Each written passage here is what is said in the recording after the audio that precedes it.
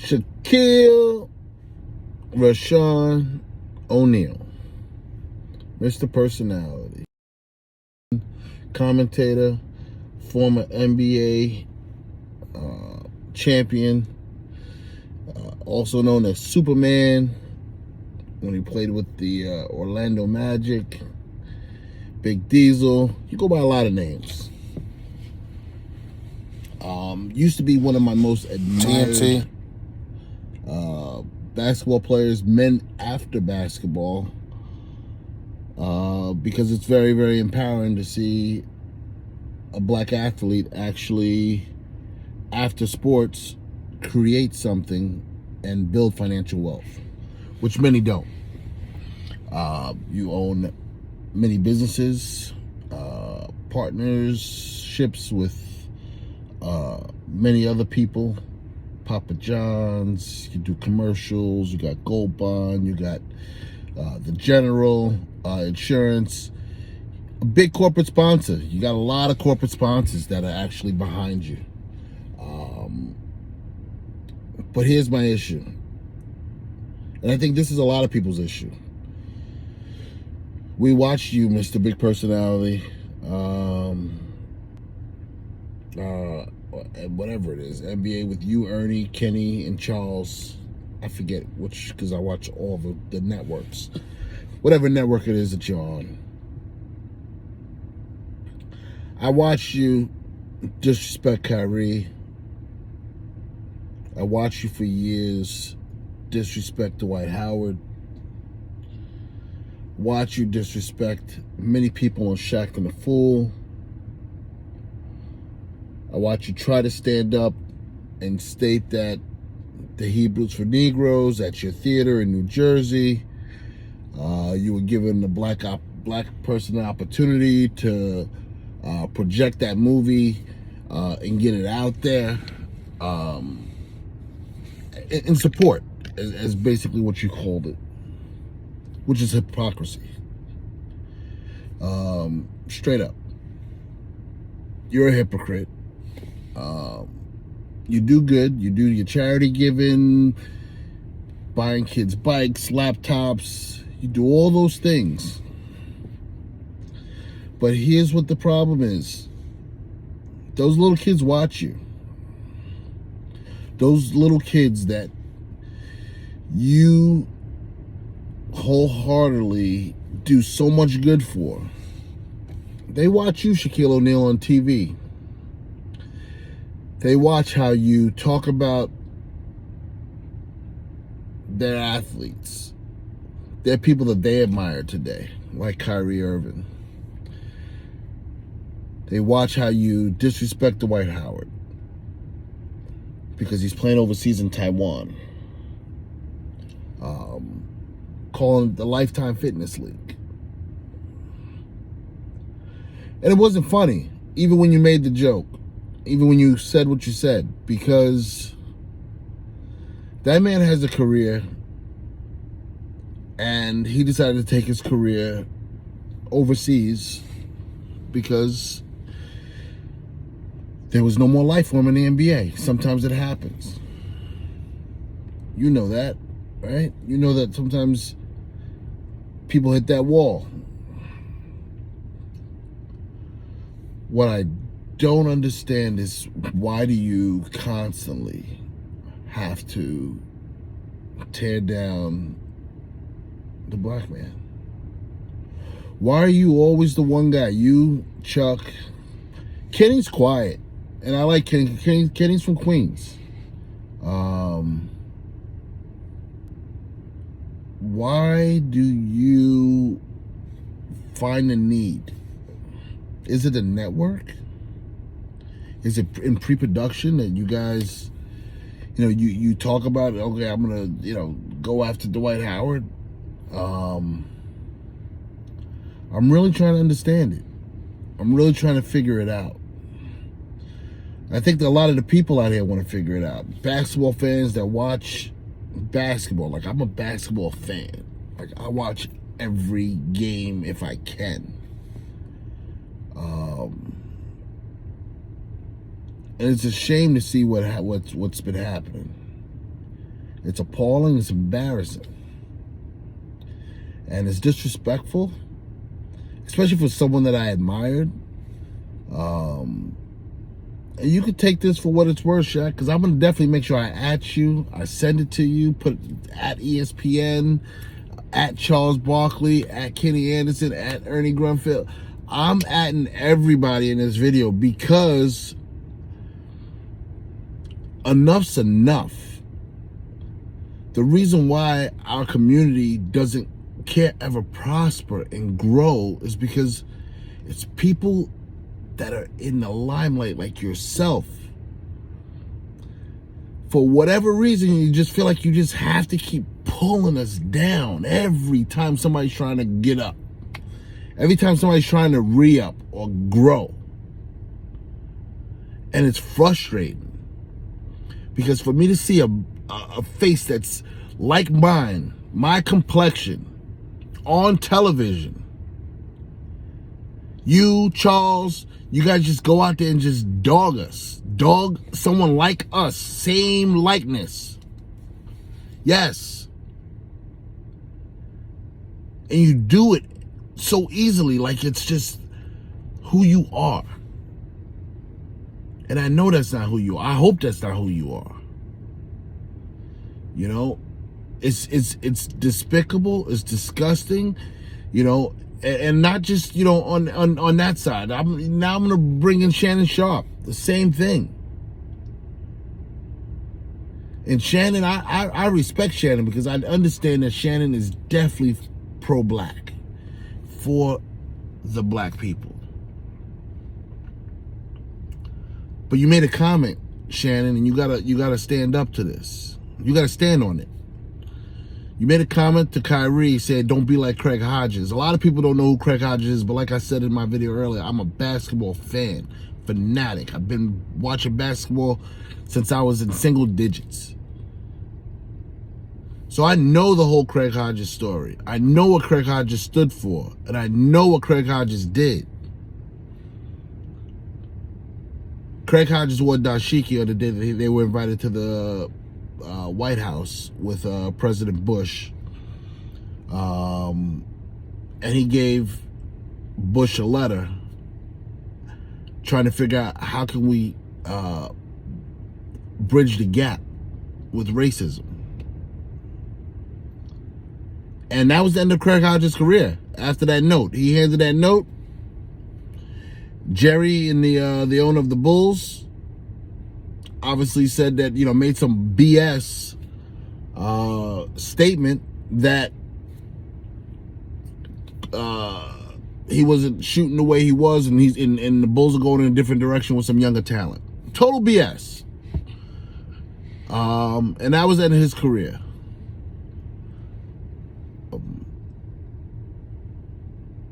And it's a shame, you know, of what's happening and what's been going on and what you guys are talking about, what you guys aren't focused on. And this is Shannon Sharp, this is Shaquille O'Neal, this is Charles Barkley. This is who this is addressed to, because the whole Jerry Jones thing is out. LeBron made a statement about it.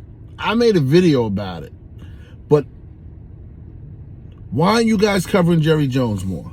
Why was Kyrie such a big topic? And why isn't Jerry Jones is a prominent topic? Shannon, you cover football. Why isn't it? Because the BS excuse he gave, what Jerry Jones gave, that don't cut it. And you guys need to make him stand on what he... I don't care. It's 65 years ago. You need to know that at that age, you knew what was going on. Don't tell me you were curious. How come you guys aren't talking about it? Come on, Ernie. Why don't you guys talk about Jerry Jones? ESPN. Because you guys are a racist organization.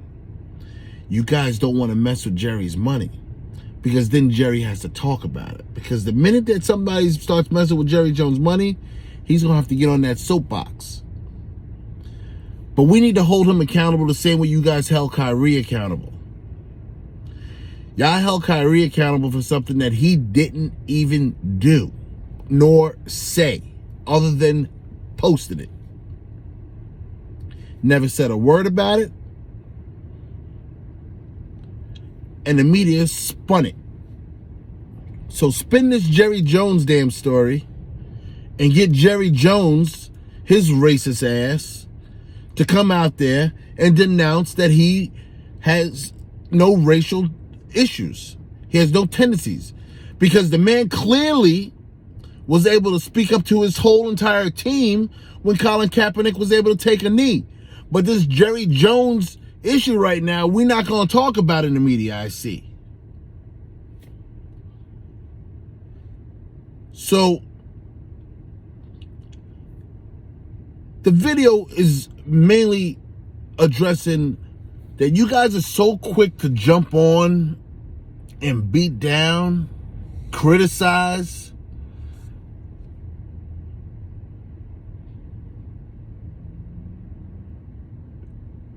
black men. But when a white man comes into the news with some issues, especially a white man with power,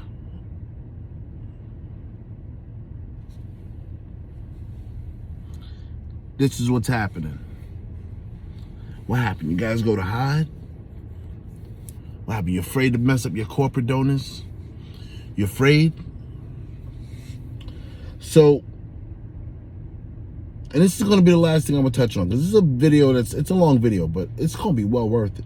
It is definitely going to be well worth it. Stephen A. Smith said that he's going to do a podcast on Wednesday. He's going to handle some situations. Corey Holcomb, yo, you killed him. Because you hit every point, and Stephen A. needed to hear it. He's always dogging somebody. Always dogging some brother. Ain't got nothing else to do but do that. And that's how he made his name in ESPN, because ESPN loves that he's so controversial and he always likes to dog a brother. But Stephen A. stood up for Jerry Jones. Yes, you did. Don't say you didn't. Like you guys are best friends in the sandbox. Like you guys are holding hands, skipping, playing tic-tac-toe together, watching all the games together. You act like he's your best bud. Saying you can't hold him accountable for something that he did. No one's holding him accountable. That man needs to stand on why he was in that picture. Don't let that excuse that he was curious be his answer of why he was there. Come on, Stephen A. Come on. Stop sucking up to your network. Stop shucking and jiving. Because that's what you do. That's what you're doing right now. You shucking and jiving, boy. Be a real man. And if you standing on Jerry Jones, on what you said about Jerry Jones, then that just shows exactly where you are.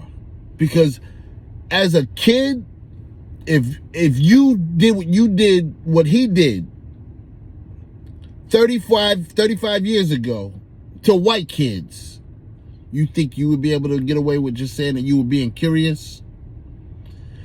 The picture doesn't tell the whole story, Stephen A.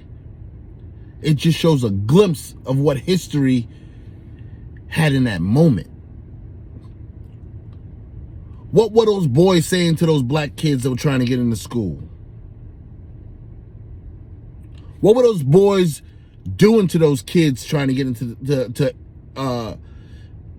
segregate into that school? What were they saying to them? Were they spitting on them? Did he just watch them get spat on? Were they calling them the N-word, Stephen A? Were they calling them monkeys? Were they calling them all sorts of degrading names? Was the bigotry at an all-time high? Come on, Stephen A. And you standing on that, though.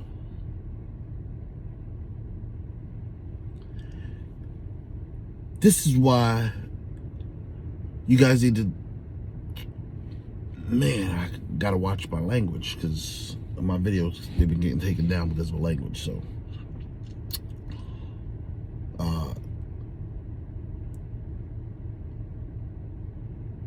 Max Kellerman, J Will, I saw that video, and Jay had a very, very perfect point. He just needs to denounce it. Come out and say, you're not racist. You were 14 years old. You made some bad decisions back then. You've grown as an adult.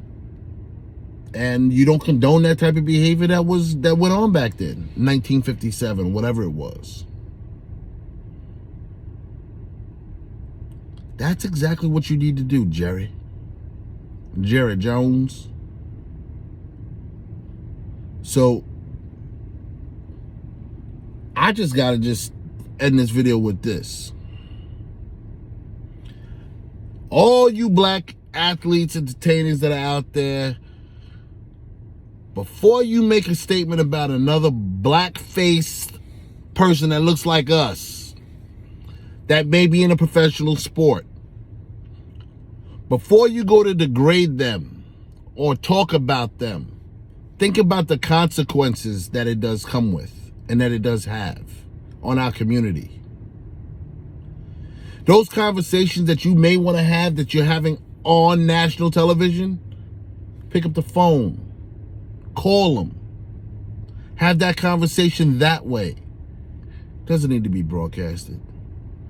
Because if we stick together the same way all the other communities stick together, the way the white folks stick together, the way the Mexicans stick together, and I use them as a separate group opposed to my Hispanic group, because not all Hispanics stick together. My Boricuas, the way they stick together, Dominicanos, they stick together. The Jewish culture, they stick together.